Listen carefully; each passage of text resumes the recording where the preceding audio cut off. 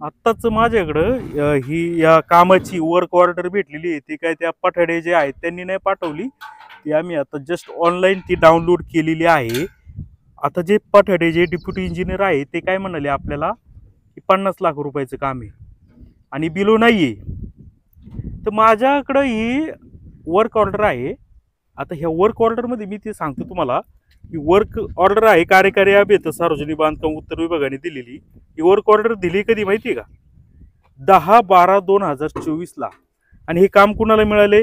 SK and company, proprietor Shafiq Khan Babu Khan Pathan, Sultanpur road, BEd college जवळ मंचर, तालुका आंबेगाव, जिल्हा पुणे. या एजन्सीला हे काम दिले. कामाचं नाव काय? गिरवली कृष्णवाडी डिंबा कालवा डावा कॅनलवर साखव बांधणे, तालुका आंबेगाव, जिल्हा पुणे. आणि याच्यामध्ये हे काम किती रुपयाचं आहे? ते म्हणत होते की 50 लाख रुपयाचं काम आहे. हे काम आहे 37,45,004 रुपयांचं. आणि ते काय म्हणतात 50 लाखाचं काम आहे. त्यांना आपण फोनवर विचारलं काय हे काम बिलोनी घेतलंय का? ते म्हणले मला माहिती घ्यावं लागेल, पण बिलोनी घेतलेलं मला सांगता यायचं नाही, घेतलं नसावं.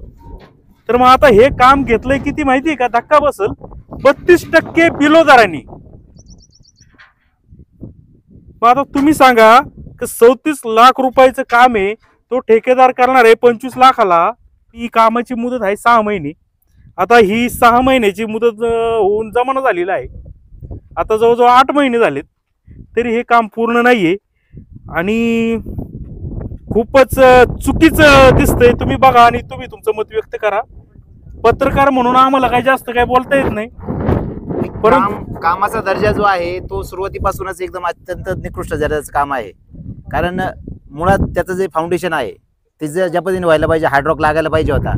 हार्डरॉक कुठेही लागलेलं नाही, फक्त मातीवरच यांनी डायरेक्ट PCC केलं आणि त्याच्यावर काम चालू केलेलं आहे. तिथं कुठलंही फाउंडेशन घेतलेलं नाही किंवा सोलिंग केलेलं आढळून येत नाही. फक्त काम उरकून घ्यायचं. स्टील फ्रेम सुद्धा नाही काही, त्याला स्टील फ्रेमिंग नाही. आम्ही इंजिनियरला विचारलं, ते म्हटले जुन्या पद्धतीचं डिझाईन आहे. मग जुन्या पद्धतीच्या डिझाईन नवीन रेटनी काम, असा काही प्रकार आहे का? आपण त्यांना विचारलो की त्याचं काम आहे 50 लाखाचं बोलले ते. डेप्युटी इंजिनियरांना त्या गोष्टी सांगता आलेल्या नाहीत. ते बोलतायत 50 लाखाचं काम आहे, ते इस्टिमेटेडलाच असेल, बिलो नसणार आहे. पण ते 32% बिलो दराने घेतलेलं आहे. मग अशा पद्धतीने आवाजच्या 1.25 रेटने ते बिलो दराने घ्यायचं आणि नंतर मग अशा पद्धतीने ते फक्त उरकून घ्यायचं. याच्यावर इथं या परिसरामध्ये आतापर्यंत आम्ही सांगतोय, आम्ही स्थानिक लोक आहोत, 3 वेळा कॅनल इथं फुटलाय या 100 मीटरच्या परिसरामध्ये. कारण सगळा मातीचा भराव आहे. पलीकडच्या बाजूला जर पाहिलं तर 20-22 फुटाचा खाली खोली आहे, जमिनीची लेवल आहे.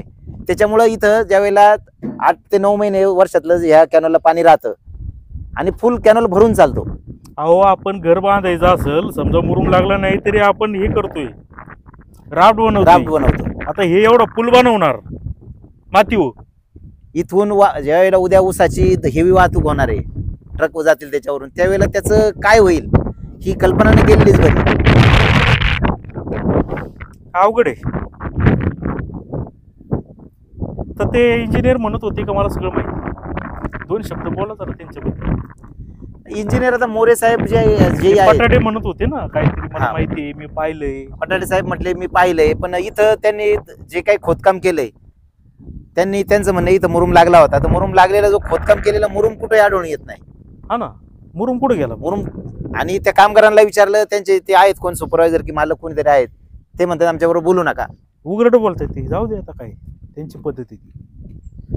आपण त्यांना हेच विचारतो की कुठे टाकला होता, जर निघालाय तर टाकला. पद्धत कशी होती सांगा ना. ते आता ते त्यांच्या पद्धतीने बोलतात, त्यांचं काम करतायत म्हटल्यानंतर ते त्यांच्या डोक्यात असेल काही वेगळा विषय. तर खूपच चुकीचं काम चाललेलं आहे. कुठं 32% बिलो काम कसं होईल हे तुम्ही सांगा. आणि आंबेगाव तालुक्यात घडतंय आणि हे काही एकच काम नसेल, अशी बरीच कामं असतील.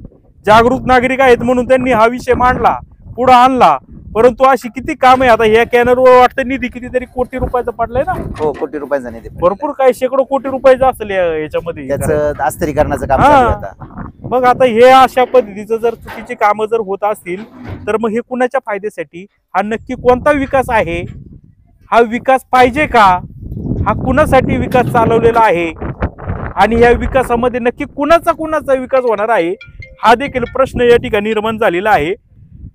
जे बारवाई सर आहेत कार्यकारी अभियंता किंवा त्यांच्या वरिष्ठ अधिकारी जे कोणी असतील तर त्यांनी कृपया लक्ष द्यावे, कारण की त्यांनी पाठीमागं तर उदापूरला असंच चुकीचं काम चाललं होतं. जुन्नर तालुक्यामध्ये तक्रारी वगैरे झाल्या अशाच पद्धतीने गावकऱ्यांनी ते काम, तो 8 कोटीचा कॉन्क्रीट रस्ता परत उखडायला लागला, नवीन रस्ता करायचा. आता त्या ठिकाणी काम चालू आहे. म्हणजे आमच्या तालुक्यात तक्रारी केल्या तर दखल घेतात, पण इथले अधिकारी उलटच बोलतात. मला माहित नाही काय अधिकारी बोलतात, कसं बोलतात, काय त्यांचं त्यांना माहिती. आणि भेटतो म्हणजे काय ते बी मला समजत नाही. म्हणजे यांना बोलत होते ते असेल त्यांचा काही विषय.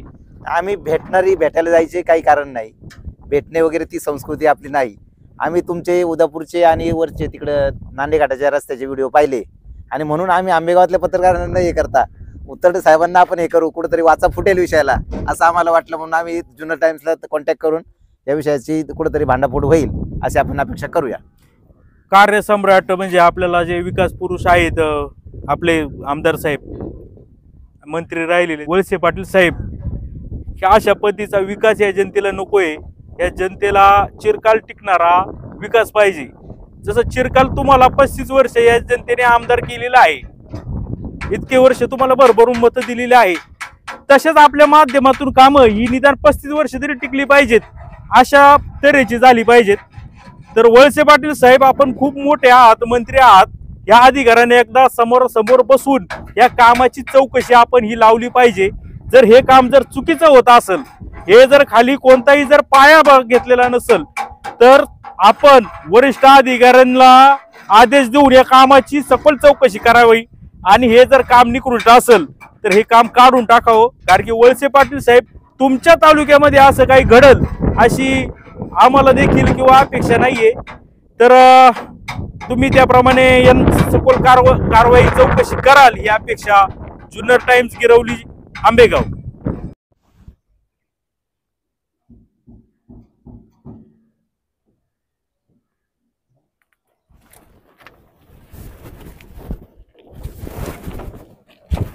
गावठी पद्धतीने माल भरायचं काम चालू.